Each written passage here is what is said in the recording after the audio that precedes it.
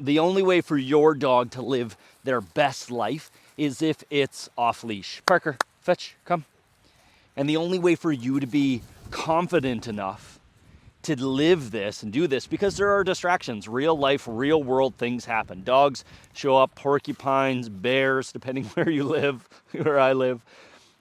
And the only way for you to have that confidence to know is if you do e-collar training and you do it properly. So that way it's fair to the dog that they understand what it means. She's not wearing an e-collar. He's not wearing an e-collar.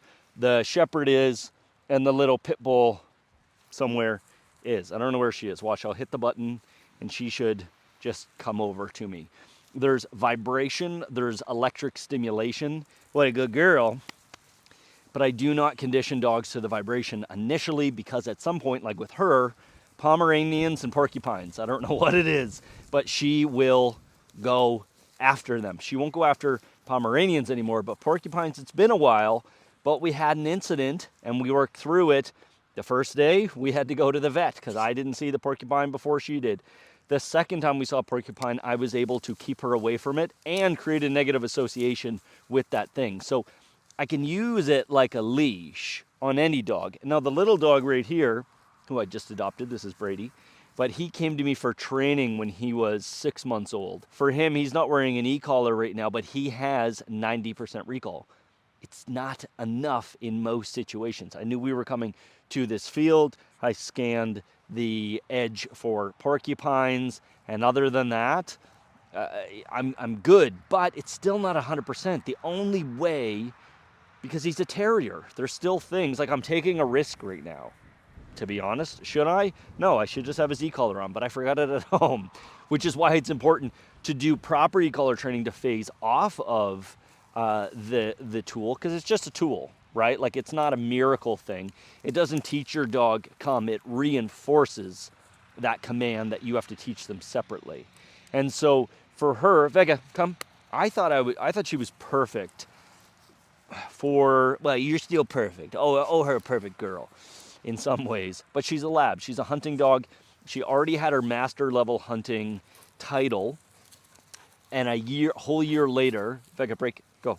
A whole year later, I was walking along the shore, and I don't know if you know this, but like ducks and geese, most animals, when they have young ones, will create a big show if you're close to their babies and draw you away from that. Well, what geese do, Canadian geese, one will take the little goslings away and the other one will pretend like it's dying. Well, this hunting dog went for that goose, didn't have her e-collar on.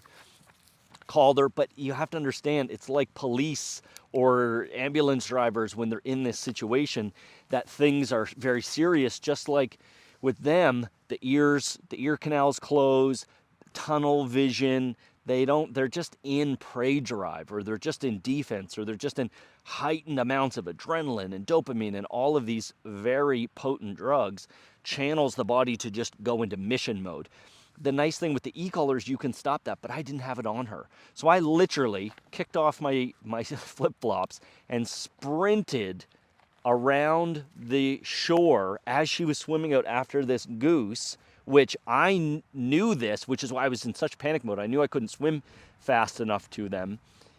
But geese, they'll pull your dog out into open water and then fly up and peck and drown your dog. So I'm thinking about that as I'm sprinting, completely out of shape. I still smoked and I was doing drugs and drinking. I was like in a totally different place in my life.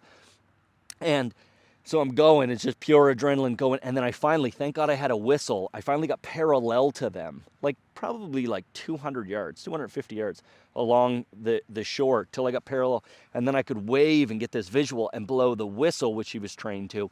And then she's like, oh, she kind of snapped out of it and came to me. But now, anytime we're around water, I just have the e-collar on her. She's a 10-year-old dog. She's also getting deaf, I've noticed. And so anytime we're around water, especially in the spring, especially always, just like the e-collar goes on and I forget about it. I just put the remote in my back pocket and the dog is e-collar trained. If you want to properly e-collar train your dog, there's a link in the description. I have a complete e-collar course, lifetime access. It'll cover everything you ever need in order to get your dogs not only just coming when called, but off-leash obedience. So that way you can say sit, walk to the other end of the field, and come back. You can do a remote sit where they sit as they're coming to you. There's things like getting them to drop the things that they're holding out. Link in the description. If you have questions, comments, put them below. Reach out to me. Know what you're loved. See you in the next one. Bye, meow.